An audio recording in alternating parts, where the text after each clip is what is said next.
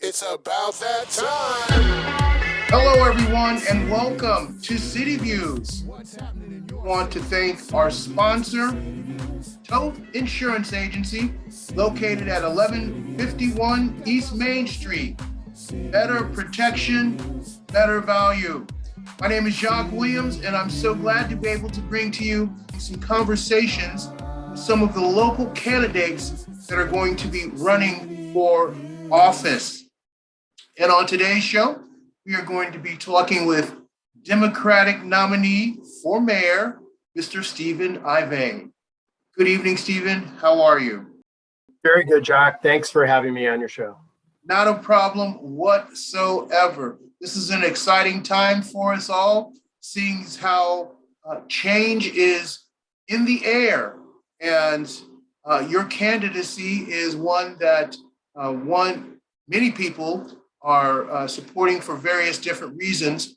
But before we get into that, Stephen, why don't you talk to our audience a little bit about yourself, your background, and why you feel at this time you would be the right person to run as the mayor of Torrington.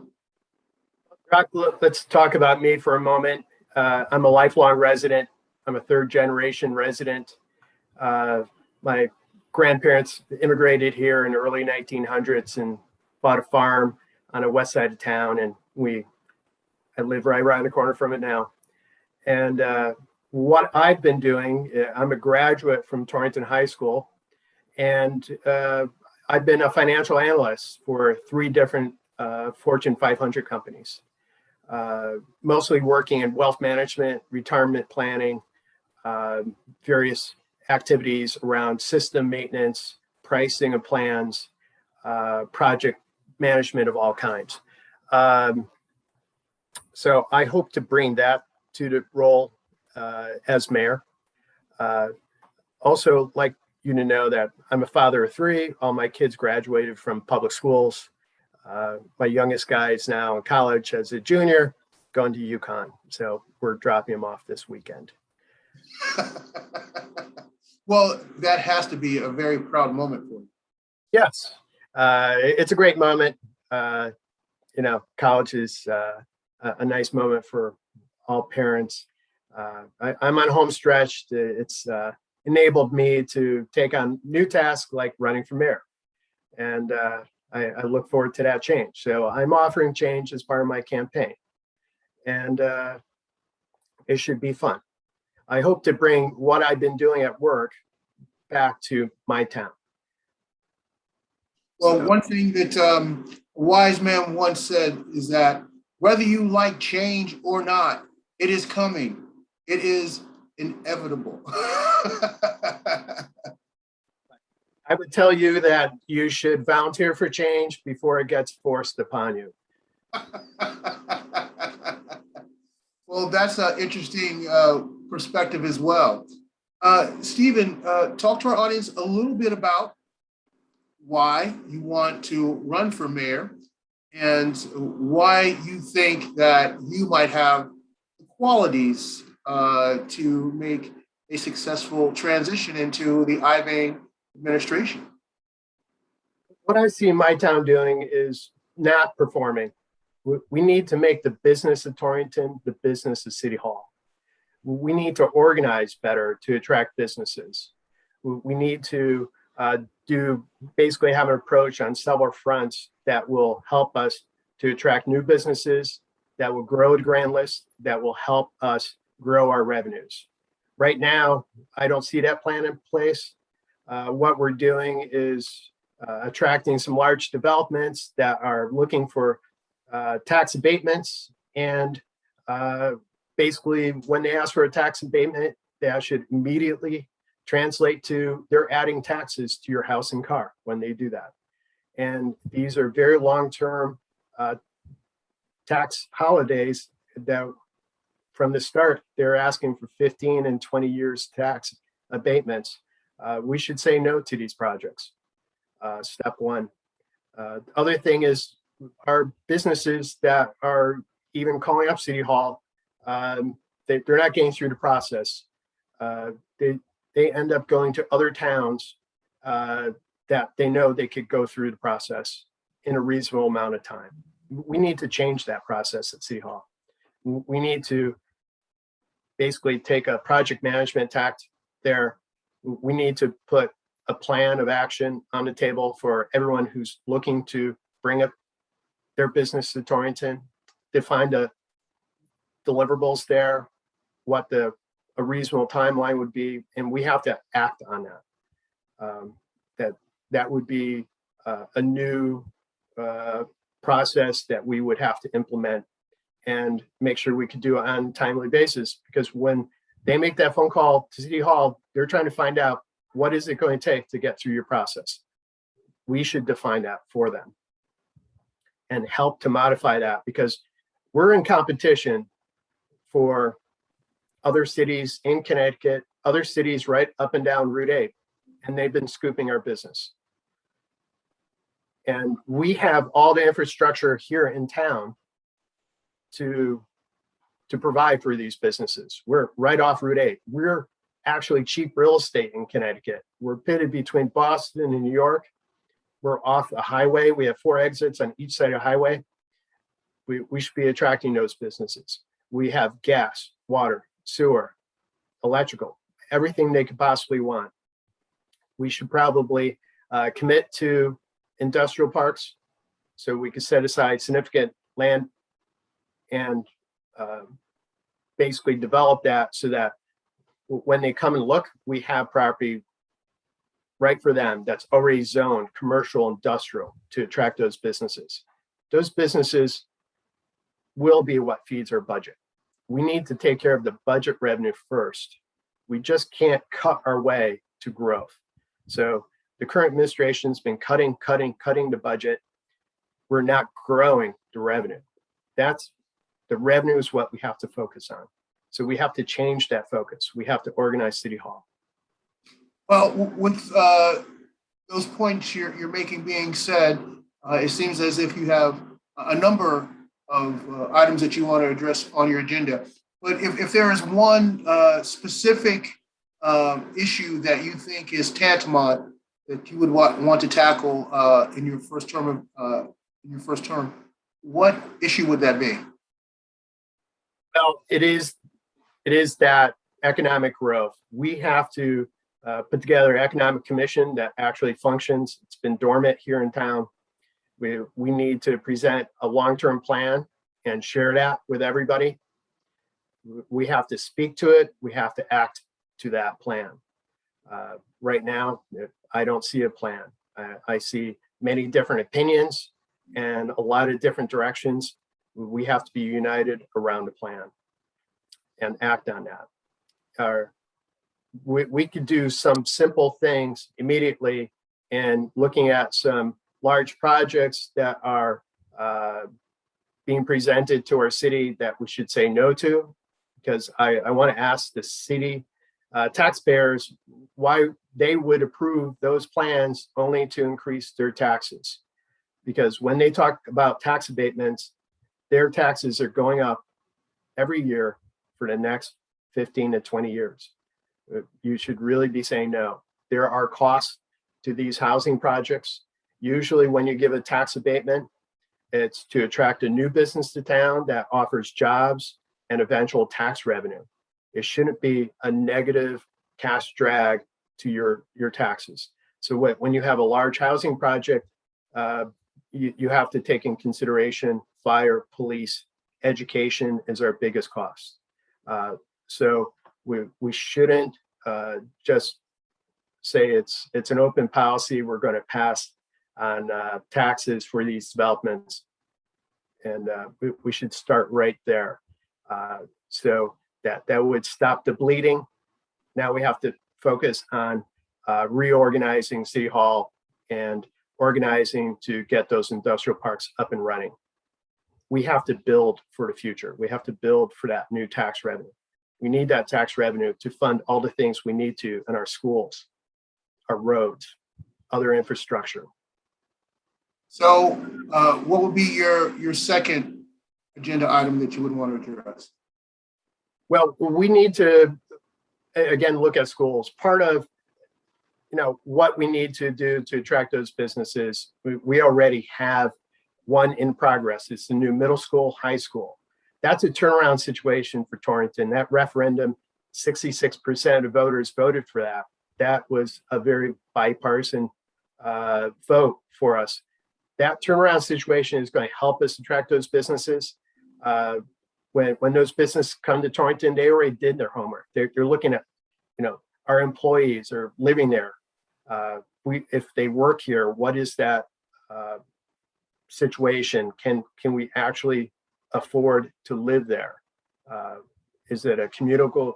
Can they commute from the city to their workplace? So if they want to look at what's the quality of education. And if we have the school buildings that match the quality of our school teachers, that's a home run. Our teachers are already high performing, but we need the facility to match that. So with that, we need to leverage that. We need to market it as we have this in progress. You want to be here because all these things are going to be clicking for our town. We already know it's a great city, but now we need to let other people know it is. We're here. We're open for business. I'm curious, Stephen, with the myriad of challenges that we have in our educational system, how do you view quality of education now as compared to the quality of education when you were coming up? And are there any changes that you would like to see made that would improve and enhance the quality of our current educational curriculum? Yes, I believe our quality of education is there for Torrington, but we have to change. It does change, and we have to continue to change. We should actually encourage us to do brave new things. That could be collaborating, different partnerships for apprentice programs. Compared to when I was going there to high school, majority of students were college bound. There were some shop classes in electronics and mechanics, but the majority of students were academically focused, and we've continued to be academically focused, but our population is decreasing in that college bound classes. So we need to set them up to have successful careers, but not necessarily out of college from high school. So and that there's multiple fronts we could be successful on with that. That would be those partnerships with Pratt & Whitney and UTC and other large shops that would have a wide range of skills that would be apprenticeship programs. But something like that, we should be encouraging and setting up and kind of taking those bold steps to do something different because we have these skill sets locally and we should take advantage of that. We have kids, if we could get them interested in, can fill these places. We have unions asking to train kids in their apprenticeship programs. These are great things. These are great paying jobs and would be great paying careers with strong benefits. And they make great citizens. All those attributes, and Torrington could be making those partnerships work. So it does change, and we could change with it. But again, we need to have leadership that encourages those things. We have to be able to strike, and sometimes you strike out, but sometimes you hit the home run too. Okay, Mr. Ivain, item number 3. Well, with those new schools, we have to work on education. We need to look at a partnership with our city council and the mayor's office, with our Board of Education. For a while, it's been them and us. We have not maintained the buildings across our city in that front. We shouldn't be having a them and us conversation. This past year, the school budget has been zeroed out. So there's no increase. That means there's no maintenance happening on our buildings per se. We need to really change that situation. We need to look at it as a partnership. We need to increase the quality of it. We need to look at what creative things can we do to improve our education. It matters to our citizens. Along with that, I would say transparency. I've been attending many city council meetings. What we find out is information is released on Friday evening for a vote that goes to the city council Monday night. There's not much time to research over the weekend. There's not much question and answer period. The format of city council is the public gets to speak at the beginning of the meeting. There's not a dialogue. You only make statements, then the city council and mayor speak, and then they vote. And it's not an ongoing dialogue necessarily. So not all the questions get asked right before that vote. I don't believe that would be defined as transparent. I think we have to change that. We should have required timelines. If you propose something with all the facts have now been vetted, then you move to a vote at some later time and not really sneak in those votes. I would make that change. So are there any other issues that you feel very passionate about that you would like to share with our listening audience today? Well, I think we have great assets in Torrington. We have 4 state parks. Not all have been, attended to as we could have. We could do great things with these parks in terms of recreation and outings. We should probably take another look at that and attract those state resources to get some attention, and we could do some dynamic things with our parks right in our city. We also have land trust lands. We could do creative things with that. So for instance, I believe we have 1,800 acres of state parks. And we have over 600 acres of land trust lands, and they're all around us. People are finding city of Torrington from faraway places, and we have terrific growth right this moment. And it's partially, we have great space that's affordable, and we can make it even better. We should make it an example for other cities to model after. What's your feeling on downtown? We could do several things to improve downtown. We should probably look more closely at why do we have parking meters everywhere. We're probably the only city in the state that has a free library, but you have to pay for parking outside. So I'd like to look at that a little bit more closely and understand, why do we have this big park with parking meters all over it? It's not a good experience, just in that respect. We have to change parking for us to make all those buildings viable again. People need those parking spaces. People need those parking spaces if they're going to live in those apartments up on the 2nd and 3rd floors of downtown Torrington. We need to partner with the building owners to help them restore their buildings and work on that. I think having solar power panels on their buildings would be a great asset for those downtown buildings.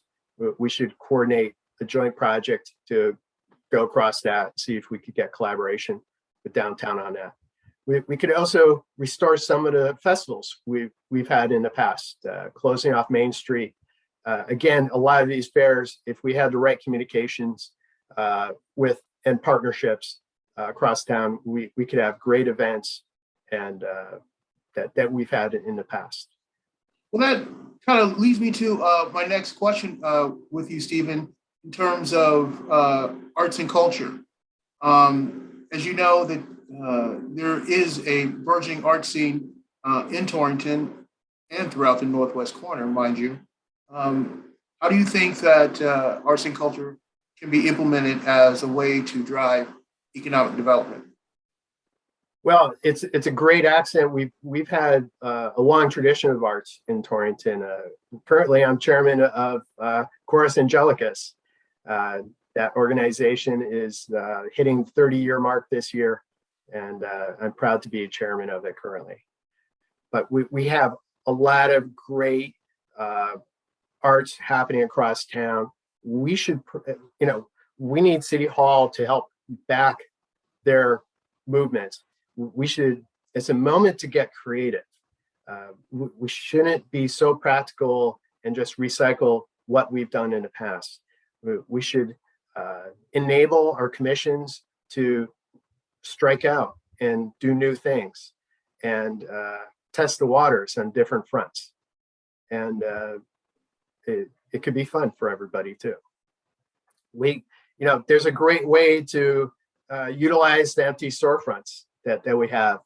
Let's negotiate deals with the landlords to have the arts occupy it for some period of time until they could get a long-term tenant to fit in that, and then we'll find another space and another space, and it could be a mobile exhibit for some art galleries.